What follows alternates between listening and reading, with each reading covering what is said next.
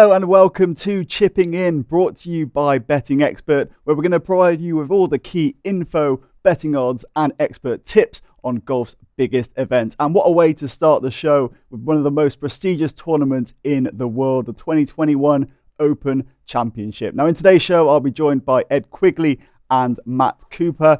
These are some guys with some expert knowledge on golf. Ed, I want to bring you in first. What makes the Open so special for you? Oh, well, it's fantastic tournament, isn't it? The Open, not the British Open. I always get annoyed by that reference point, which especially a lot of the American journalists like to brand about. But no, the true test of golf, incredible skill, especially this week. Royal St George's, one of the hardest courses in Europe, isn't it? And especially if the elements decide to get up, which at the moment it looks incidentally as though the weather may be fairly kind for the weekend. But a wonderful true test of golf, the purest golf in that sense. And always look forward to this one, Joe. And Matt, you're joining us live from the course, actually from St George's. How is the atmosphere building up down in Kent? The walk from the course, from the town, is along the beautiful River Stour, and then the big famous yellow scoreboard, listening to the crack of the flags above the grandstands on the 18th. It was absolutely fantastic. It's been very wet here, Monday morning, Sunday night, and last night, very, very wet. So as Ed says, at the moment, it's a very soft course. The rough is very lush, but we're at warm weather from now on, and I think the course is going to change, and hopefully it'll fire up a bit more for the weekend. Great stuff. Let's kick off the show with the latest news, looking back at last weekend's tournaments.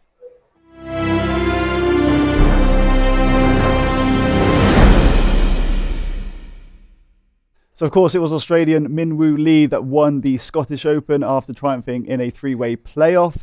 Ed, what did you make of that performance? I know he is a bit of a long shot for the Open. Do you think he'll carry that form into this week?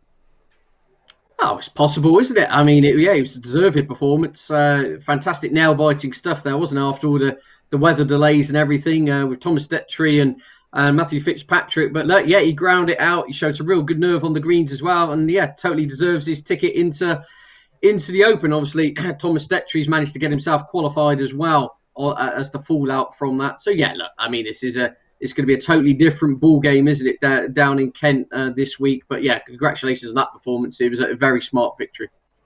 And obviously, Masters champion Hideki Matsuyama is one of the players that's not going to be involved at the Open. I mean, Matt, looking at how players are preparing for this tournament, obviously COVID last year, it didn't even happen. I mean, how are players kind of preparing for it? And do you think that golf is getting back to normal?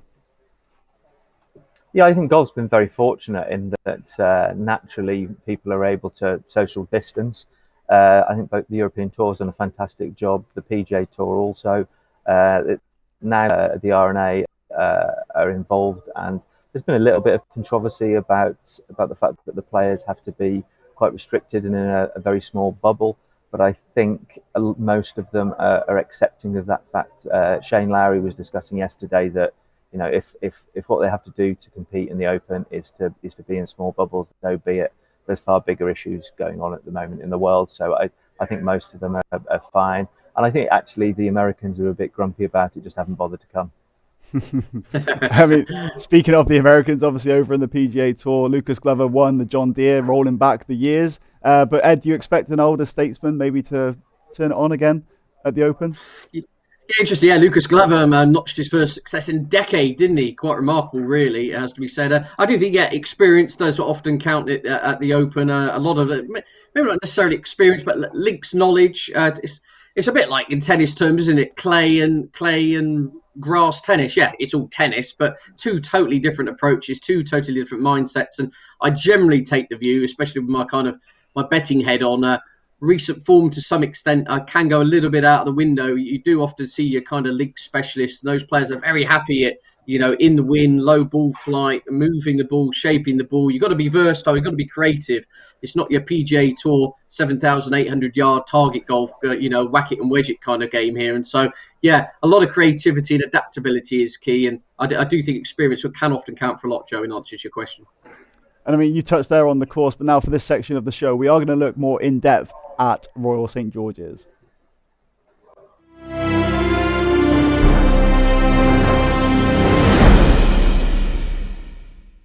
So, of course, Royal St George's is the host of the 2021 Open. But for you, Matt, I mean, how much do you think that playing on a links course like in recent weeks will be a big factor? Of course, the Scottish Open and the Irish Open played on the links. Well, the stats would actually say that it's quite important. 6 of the last 9 winners played links golf in their final start before they came to the Open. So in that sense, yeah, it's quite an important factor. And of course, that means that would narrow it down to just whoever teed up last week in the Scottish Open. On the other hand, there's a couple of recent winners also played in the John Deere the week before they won. So it's not essential, but I think it's quite important. And I think something Ed said is spot on. It is possible to come into links golf not in form and find it, because it almost acts on the spirit a little bit. Golfers who like links golf. Ed touched on the fact that it's not hit it and wedge it. Most weeks, golfers are trying to perfect their swing and get a good score through a good swing.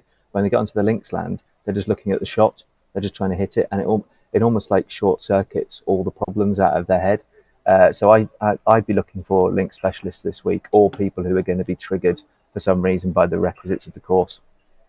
And just for you, Ed, as a kind of personal preference, I mean, which kind of golf do you prefer watching? Is it those kind of manicured fairways you talked about at the PGA Tour, or is it this more traditional links golf?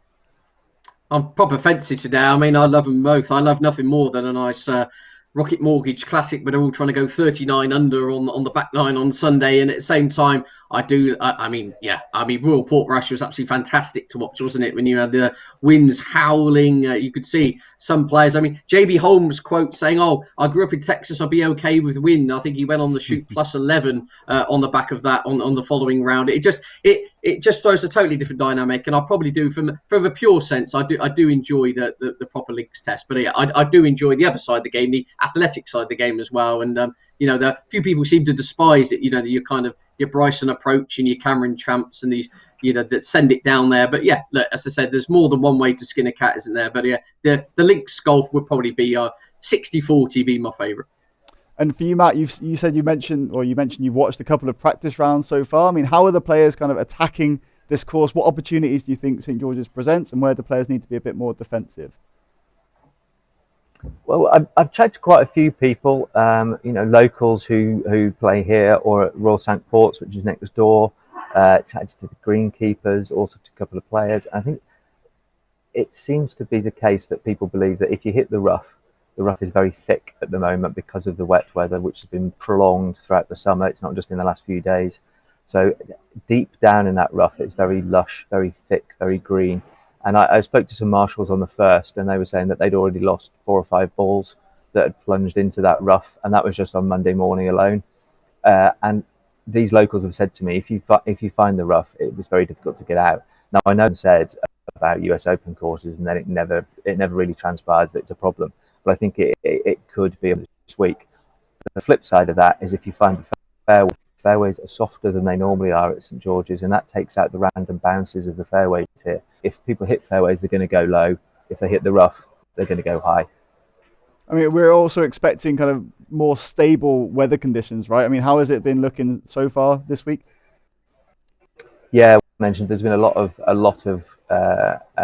wet conditions, but from now on, the prospects are good. It's going to get warmer, and then hopefully at the weekend the cloud will disappear. And it could get really, really warm, and that could be a subtle dynamic. Shane Lowry also discussed that at the moment it's not fiery because you're not getting those strange bounces off the fairway. That actually could become a factor that gets introduced come the weekend. Actually, the golfers who can respond to the changing conditions could be the ones who maybe thrive at the weekend, whereas like perhaps not so many link specialists do well ahead of the cut. So for you, Ed, are you expecting a low-scoring tournament given that assessment there, or are you expecting kind of high scores? Well, depending on the weather, I mean, I can't ever see it being a real low-scoring course for Royal St George's. I mean, naturally, with links courses, the elements are the defence of the course. But in the case of Royal St George's, I think it's just a hard enough course as it is. I think Matt makes a really good point about the kind of idiosyncrasy of Royal St George's, perhaps more than any other course in Europe, is the mounds, the contours of the fairways. You don't often see that on a lot of courses, and a lot of players get the hump with it on soft fairways for the first couple of rounds. Potentially, they might be able to control the ball a lot better. So, yeah, it's a fascinating one. I mean, it's a brutal test of golf. You go back to 2011, 156 players entered it. Only 4 managed to come out under par over the 4 days. And I do generally, there's lots of different views and theories on how it can be played, but again, Matt touched upon it with the rough. I'm failing to see how you could play this course. How you could play this course with the rough, personally. I see the R&A and Royal St George's on the officials yesterday on the bulletin saying there's areas of the rough they haven't manicured for up to 2 years. And if you miss the fairway by 10, 12 yards, you're going to need a sniffer dog to find your ball. And I think that there could be a case of that here. I think tee to green is going to be a premium on, even more just specifically tee to fairway. I think, if you've not got it with the driver in the bag this week, I do think you could be in for a long week.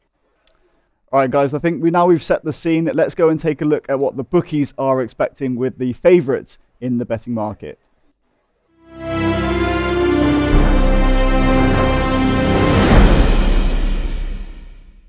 So, of course, Jon Rahm is the standout favourite at the moment, the world #1 US Open champion as well. Ed, do you think that Jon Rahm does deserve to be the favourite for this tournament?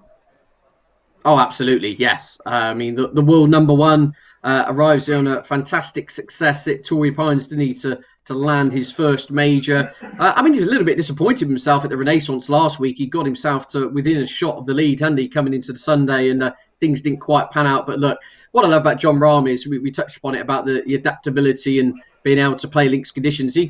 You put him in a bomber's paradise in America, you put him in Ireland with the wind howling, you put him on a short Parkland course, you put him on the links course, he pretty much does everything at 9.5 out of 10 wherever you put him. And I just think he's got a wonderful golfing brain. If you were going to kind of pick a slight issue with him in his early days, it was his temperament. There was that little tendency that when things went wrong, the wheels could potentially come off, but seems to be maturing all the time. Yes, absolutely. World #1, rising on the back of a major win. He's definitely is the right favourite. And Matt, do you think he'll handle that pressure of being the favourite and also being world #1? Do you think he now has that temperament to go and add the Claret Jug to his collection? Yeah. Well, he's actually slipped from world #1 this week. Dustin Johnson hit back off him on Monday in one of the quirks of the system. Rahm played well and still lost it.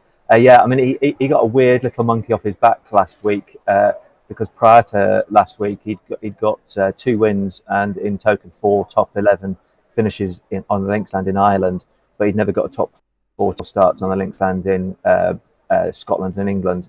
I also just think that he was very confident last week. He was 7 under through 10 holes at one point in the tournament last week, and said he could have been 10 under in that stretch. He also said that his third round could have been a lot better than it actually was. So I think he knows he's in sensational form, and he's like Ed says, deserved favourite.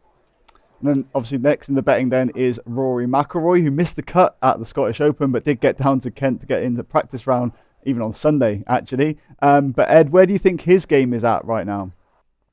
That's a good question. I'm not even sure he knows sometimes. I mean, it's interesting to listen to a lot of his interviews in the build up to this. He says he gets a bit irked, he gets a bit annoyed by being branded as one of the most talented players of his generation. He says that almost kind of infers and implies that he doesn't work hard when they say he's talented. And I don't know, it's just naturally our brain always goes back, doesn't it, to memories and the McIlroy of 7 or 8 years ago, where for a short burst it was kind of vintage Tiger Woods, wasn't it, at his pomp. And yet we're almost as like analysts trying to search for the answers. He isn't himself, but to his credit, he's shown a lot more of the old spark this term, hasn't he? Obviously, Quail Hollow, he got the job done, and it was nice that even though he didn't work out at Torrey Pines in the end, it was nice to actually at least see him back kind of contending in a major come a Sunday, which is something which we hadn't come accustomed to. Look, he's got to get off to a fast start. We've been saying this for up-team majors in the last 4 or 5 years. I mean, including the 2019 at Portrush, didn't he, where he quadruple bogeys the first hole,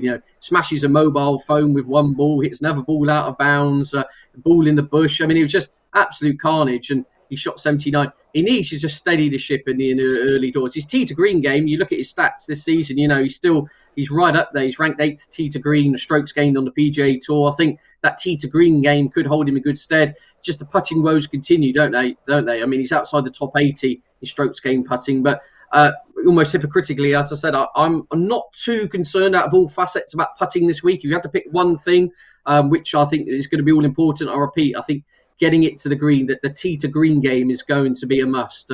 I just think if you're playing this from the rough, you're in trouble. And one thing McIlroy is doing very well this season, he's striking the ball supremely well. So that does hold him in good stead. And then next in the betting is Dustin Johnson. We touched on him already. Obviously, the experience of doing pretty well actually back in 2011. But for you, Matt, I mean, how much will that knowledge of Royal St George's play into it? I mean, it was obviously 10 years ago, right? Yeah, I mean, it's interesting with him. At the moment, I'm just not quite convinced that everything's quite there. Funny enough, it started with one of his wins when he won in Saudi Arabia.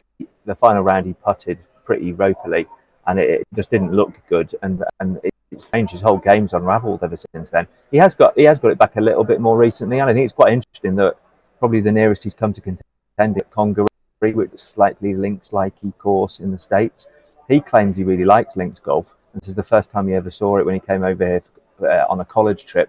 He says he won an event, I think it was amongst his friends. Now, one player, of course, you do not want to be betting against in a major tournament is Brooks Koepka. Ed, what have you made of his rivalry with Bryson DeChambeau? Is it good for the game? Yeah, I think it's great fun. Personally, I think it's good to have a little bit of banter between these golfers, and it puts bums on seats at the end of the day. I think neither of them take it too seriously, in all honesty. But yeah, in terms of Brooks's preparation, quite interesting. He's elected not really to have a warm-up kind of event, if you like. He said he was pressed on the Golf Channel by Amanda Ballione. He said, "What are you going to be doing for the next fortnight?" He said, "Going to be having fun." He's got the barbecue out, a few beers and everything. He takes it easy. It's by his own admission. He says he's not a mad kind of golf fanatic, but he's very good at it, so he chooses to follow it. And look, it's all about the majors with him. Again, he said himself, regular PGA Tour events just don't get his juices flowing. And he has a very good record here. He has three top tens. He played really well in the Open at Portrush in 2019. He said in his early part of his career, kind of honed his skills on the European Tour, the Japanese Tour. So he's used to these kind of conditions. He's a versatile player. And as I said, as long as his physical issues hold up, he's had the well-documented problem with the knee, the operation he had the wrist problem the year before. If his physical side of things hold up, then I see no logical reason as to why he won't be contending this week. And now to round off the top five in the betting is 2017 winner Jordan Spieth. Now, Matt, I know you like the look of him. Could talk us about how special Jordan Spieth is, and how he's come back from a bit of adversity, right? Yeah, real resilience. I sort of think a lot of people are going to miss fairways this week, and Jordan Spieth is used to that, so it's not going to frazzle him. He spends most of his life hitting balls from off the fairway. But I also quite like the fact that he thrives when he can get his creative juices flowing on the greens. You listen to things that he says about Augusta and pretty much any course that's got hilly, undulating greens. He likes chipping onto them. He likes putting on them. And I think that's like a secret little defense of Sandwich. In 2011, Martin Keimer and Luke Donald were among those who really stressed that the greens are more severe than they are at others. The 18th is an extraordinary green, very small shelves, big drop-offs. So I think Jordan Spieth can enjoy that. So I think he's still in good nick. Great stuff. So that covers the top five in the betting, but now we're going to look at players beyond the favourites. So some of our top players to watch.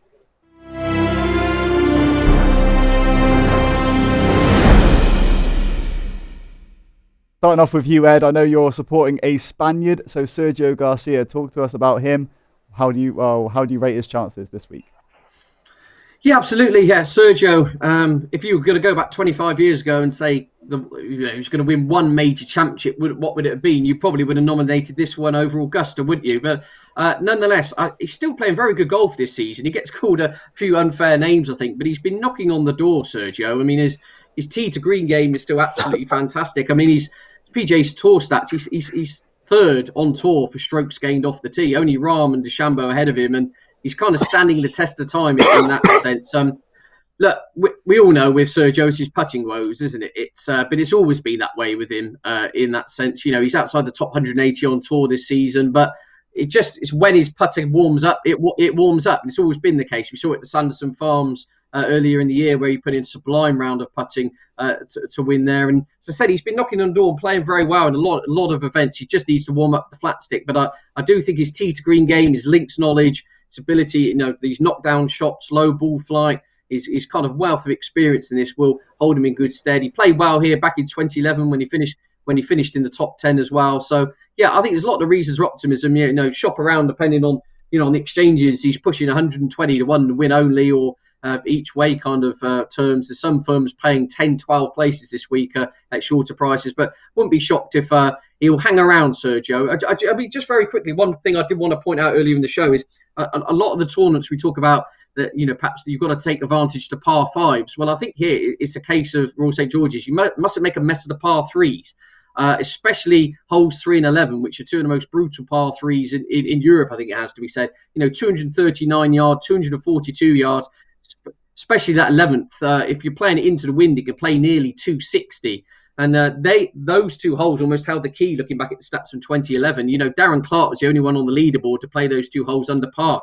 You had DJ playing +1, Mickelson played in +3, Fowler played him in +4, everyone else in and around them just messed up. So I think if you can get through holes 3 and 11 specifically in level par each day, you're gaining a shot on the field. So I think damage limitation, experience, and now it could count for quite a lot. And Sergio Garcia, to that extent, I wouldn't be shocked if he was hanging around come Sunday. So yeah, it looks like a pretty decent value pick there. But over to you, Matt. You've got your eyes on Harris English. Can you explain why that is as a potential value pick? Brutally, I just think he's in sensational form. He ended 2020 just reeling off the top 20s. Didn't get the win at that point, but then he opened the year with victory in the Tournament of Champions. That seemed to almost sort of let the genie out of the bottle, and he sort of had a bit of a hangover. But he's back. He contended at links like Congaree at the start of last month. Then he finished third at the US Open. And then he won fashion at the Travellers' Championship in a pretty epic playoff. And then you think to yourself, well, what's he ever done in the Open? Well, it's actually 5 years since he played in the Open. But when he did play the Open in that past period, he made the cut 4 times out of 5. And I just think he's a better golfer. He's in great form, and I think his price is pretty big. And the other thing to say about him is he's in the top 15 of the world, and he's the biggest price to the people who are around him. And I think he's been overlooked based on his world ranking and his form. So definitely a suggested each way bet then for you. Yeah. Perfect. Now, one man that always seems to stand out on a Sunday, if only for his colourful outfits, is Rickie Fowler. Now, Ed, I know you've got him down as an outside pick. Why do you like the look of him for this week? Well, again, it's similar to what Matt touched upon with Jordan Spieth, in the sense that I've often said there's a lot of players I actually think from the European Tour would actually thrive on the PGA Tour, like Thomas Pieters and Rasmus Højgaard. Whereas I think someone like Rickie Fowler is playing week to week on the European Tour. He'd win multiple tournaments just from, I think, the layout of the course, the links, the kind of creative feel. The shackles are off here. This is not 8,000 yards. Let's just bomb it down and a strongman competition. He's got a wonderful golfing brain, Rickie Fowler. And we've seen in Opens in the past, he's often up there. He played really well here back in 2011 when he was more or less a rookie. And I just think this could kind of unlock him a little bit. Look, it's been well documented the issues he's had with his swing. Tee to green, his game has been letting him down. There are signs that he's starting to come back. He played pretty well when he was 8th in the PGA. He finished 11th in the Travellers. Just started to simmer a little bit. It's like anything in life, Joe. When you concentrate on your weakness, you almost forget your strength. And as a consequence, his putting has gone a little bit to pot, hasn't he? I mean, it's amazing to think back in 2017, he was the number 1 ranked putter on the PGA Tour on strokes gained. He's now languishing down on the verge of the top 150. Remarkable, really. But I just think his game, this is the kind of course which will free him up a little bit. And he will not kind of fear these conditions at all. I mean, he shot a wonderful 68 on the Saturday back here 10 years ago, where everyone else, again, were taking provisionals and looking for balls all over the place. He just seemed to think his way around the course. And that's my mantra for the week is, of course, you're going to need to think your way around rather than hit your way around. And I think that holds him in good stead. As I said, the signs have just been there recently that a little bit the old Rickie Fowler spark is starting to come back. Great stuff. And you mentioned, we touched on already, the links specialist as well. Matt, you're looking at Tyrrell Hatton as a potential bet for the tournament as well. Can you talk us through his chances? Yeah. He just loves Linksland. I was looking through some quotes from 2016 from him, and he finished. I think he finished fourth at the Scottish Open that year, and said, "I will quite like links golf." At that point, he'd never done anything at the Open. He missed his first 4 cuts at the Open, missed his first 2 cuts at the Dunhill Links Championships. His links golf is very strong. He also won in very brutal conditions at Bay Hill at the start of last year. He also won at Wentworth at the end of last year. So that's brutal, tough PGA opposition. He ticked that. He's won a prestigious tournament, ticked that at Wentworth, and also he won at Abu Dhabi at the start of the year. And then again, I've mentioned Congaree 3 times, I think, today. He finished second there. Now it's not a proper links course, but it's as close as to links course as they're going to get. It was fast running, but I mean that might actually not hope the weekend. But it's the very fact that a linksy like course brought out his best performance in recent weeks. That sort of to what myself have been saying about when link specialists see conditions that they like, it draws good golf out of them, and I'm hoping this week as well. Great stuff. And also one more outside pick we're going to look at is Matt Wallace. Ed, talk to us about him. I mean, how have you rated his season so far? Yeah, I mean, he's been playing pretty well. I mean, he's without kind of getting the results for it. Again, you look at the stats, he's 20th tee to green on strokes gained on the PGA Tour, and there's been a lot of kind of bag changes and caddy changes, equipment changes, but I just think he's a little bit overpriced. He played pretty well last week in Scotland for a tie 26th in the end. That was a pretty smart performance, and he's had some good performances this season. He finished 6th in the Wells Fargo, finished 3rd in the Valero in the Texas Open, which Jordan Spieth won when the wind really got up at the weekend. He played really well there. He's had a top 20 in the RBC Heritage, which of course is a links venue down on the east coast of America. So he's got some good form in these kind of conditions. He won the Maid in Denmark when the wind was pretty much about 80 mile an hour. So he will not have a problem in this kind of field, links conditions. I just wonder if he's a few points too big, given that he is striking the ball very well, as ever with Matt Wallace, which is pretty much the kind of the theme of my theory of all the players I've gone with. The putter would be the stick which is letting him down more than one occasion. So I see his 3-putt frequency isn't all that great, etc. But I'm just hoping for his tee to green game can keep him out of a lot of danger. And as I said, I just get a feeling that may be the key to this week. But 125 to 1, I thought he was a little bit overpriced personally. Great stuff. Now that sums up our kind of outside picks. We're going to move on to our best bets and also bold predictions for the Open.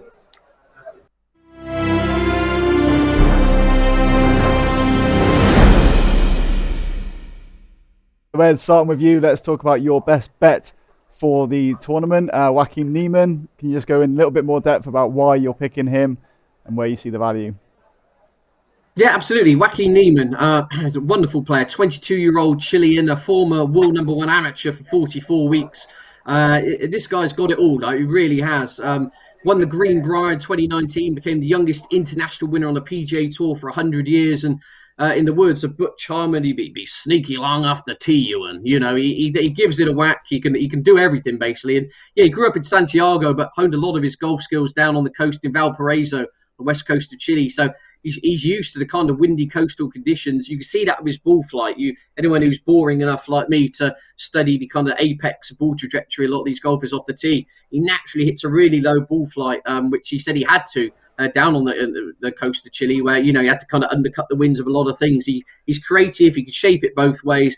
I think he's got a lot going for him. Strokes gained tee to green. He's 12th on the PGA Tour this season. He's around the top 20 of his putting stats as well. He's got an all-round solid game, and he will not be out of place at all in kind of in links conditions. And I would actually really like it if the weather was wrong and the winds got up at the weekend, because I think that would really play to his strength. So I think he's got it all. He's unexposed. He's young. I suppose you could argue that is the downside, his lack of experience. But he does play with a fearlessness of youth, which I do like. He unfortunately lost in the playoff recently in Detroit. But I said windy conditions are no issue. He was runner-up in both events in Hawaii, going back at the start of the year, and especially Kapalua again, we got really windy on the Sunday, and he showed really good kind of golfing brain and mettle on that occasion. So yeah, I wouldn't be at all surprised if Joaquin Niemann. I want the winds to howl, but I think he could be in for a big week personally.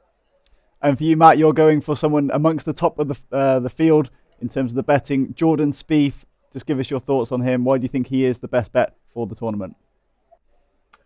Yeah, well, a risk of repeating myself, but yeah, he's a former champion of the event. I think he's in absolutely fantastic form. I think he's proved himself beyond just his victory in the at Birkdale. He's gone close at Drews, and he's also performed pretty well at Carnoustie.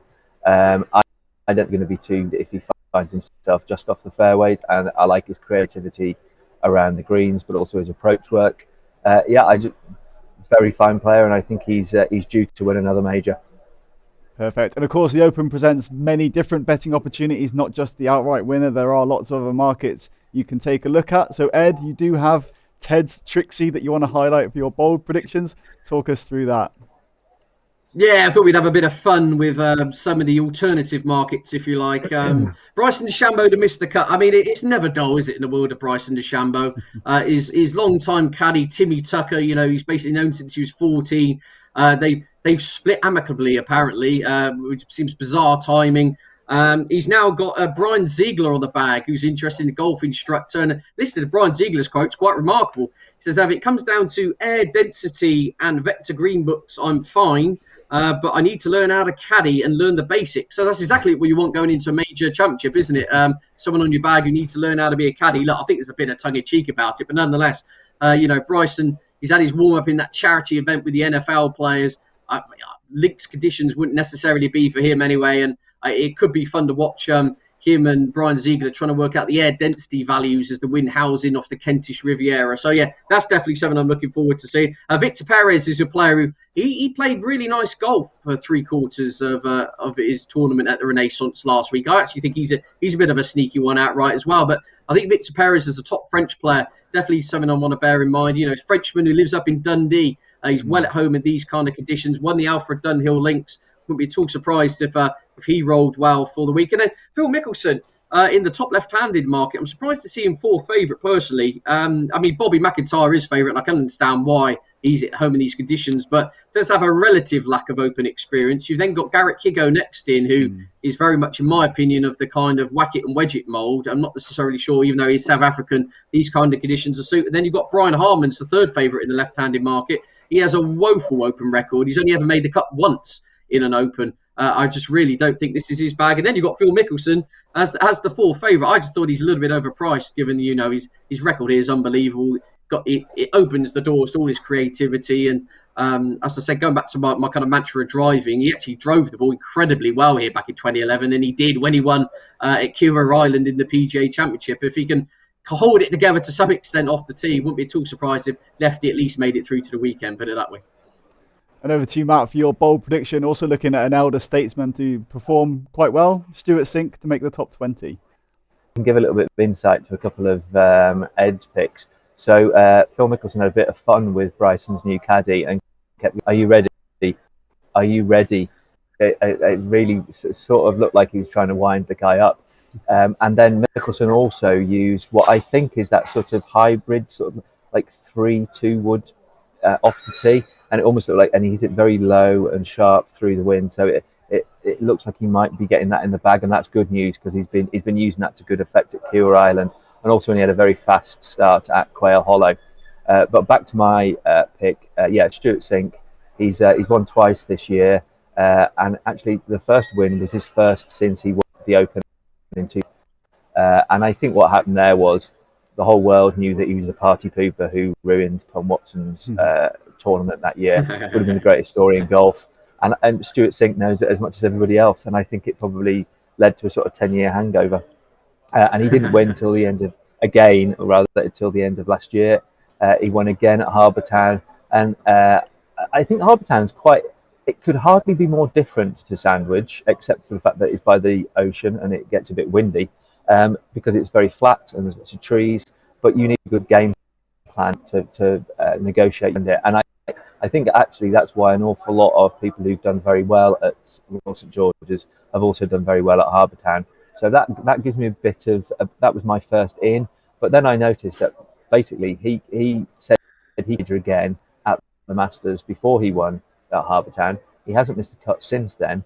But then if you look at his record over the last 4 Opens, even when he wasn't playing very well anywhere else, he was making top 30s. And so he retained an affinity with link stand throughout that time he was struggling elsewhere. Now he's in great form. I think he can capitalise. Great shout. As I say, 4-1 for an outside bold prediction from Matt. Well, that actually rounds up all of our tips and predictions for the 2021 Open. Chaps, it's been great to have you on board for this episode of Chipping In. Hope you enjoy the tournament, and thanks a lot for your contributions. But of course, if you do place a bet on our selections, as always, we do ask that you gamble responsibly, and we'll be back very soon for another edition of Chipping In from Betting Expert.